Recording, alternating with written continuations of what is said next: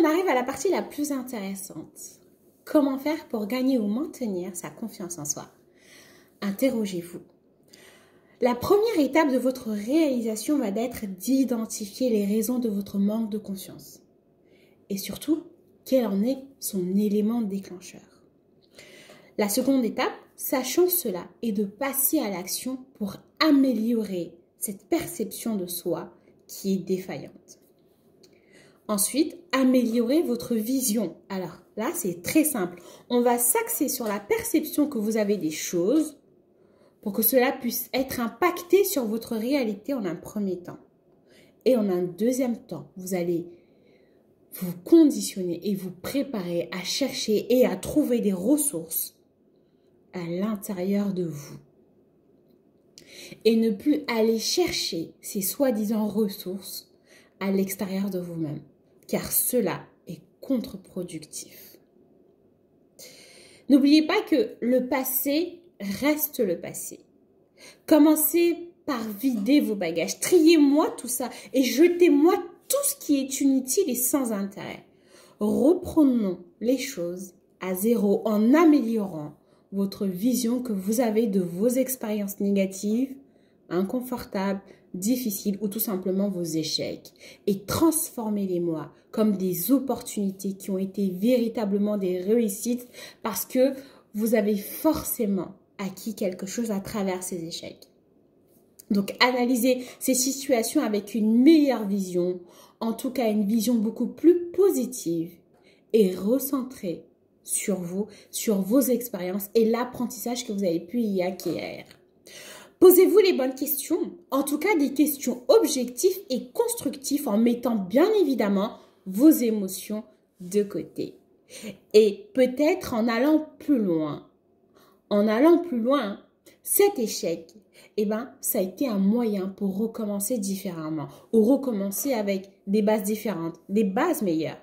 C'est certainement difficile à faire, mais commencez à apprécier vos échecs. Ce sont vos bagages de vie. Orientez votre façon de penser. Contrôlez et limitez-moi au maximum ces pensées négatives qui ne cessent de vous empêcher d'avancer et de vous maintenir dans votre zone de confort. Plus je pense négatif, plus je produis une énergie négative en moi et autour de moi, car je sécrète une hormone qui ne m'aide pas du tout.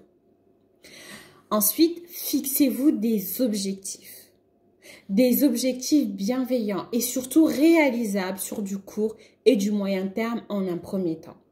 Entre parenthèses, je vais vous expliquer rapidement comment on fait pour se fixer un objectif.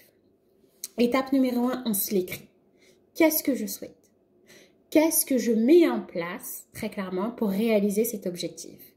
Quel est le résultat attendu et sur quelle deadline? Pourquoi je dois me concentrer sur cet objectif? Quels sont les outils qui sont à ma disposition? Qu'est-ce qui me manque pour y arriver? Et qu'est-ce qu'il me faut réellement comme moyen pour arriver à cet objectif? Combien de temps je me fixe pour faire une première checklist de cet objectif et la deadline en question?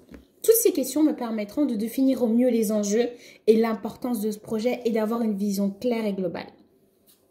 Ensuite, organisez-vous avec cette nouvelle organisation sur agenda ou rétro-planning. Cette méthode va vous permettre d'avoir une visibilité sur ce qui est déjà réalisé, sur ce qui reste à faire et ce qui doit être planifié sur les jours ou les semaines qui vont venir. Ensuite, améliorez votre relation avec vous-même. Qu'est-ce que ça veut dire? Ça veut dire s'apprécier et apprécier la personne que vous êtes devenue à travers vos victoires, mais aussi à travers vos échecs qui ont été actés au préalable d'une perception positive. Revoir son niveau d'exigence, pas forcément à la baisse, mais en tout cas avec une petite touche d'indulgence, avec vous-même. Prenez-moi une feuille A4. Listez vos qualités ainsi que vos victoires sur cette feuille A4 et remplissez-la moi, de manière à conscientiser et à faire un inventaire global de tous les aspects positifs et constructifs que vous avez à l'intérieur de vous. Et là, vous y verrez peut-être que vous ne vous valorisez pas assez, voire pas du tout. Et vos caractéristiques non plus, vous ne les valorisez pas. Donc, il faut changer tout ça et considérer ces composants que vous composez. Soyez bienveillante, aimez-vous, encouragez-vous, félicitez-vous, récompensez-vous, complimentez-vous sans aucune limite et sans aucune condition. Je vous mets la suite sur une deuxième petite vidéo. Elle arrive.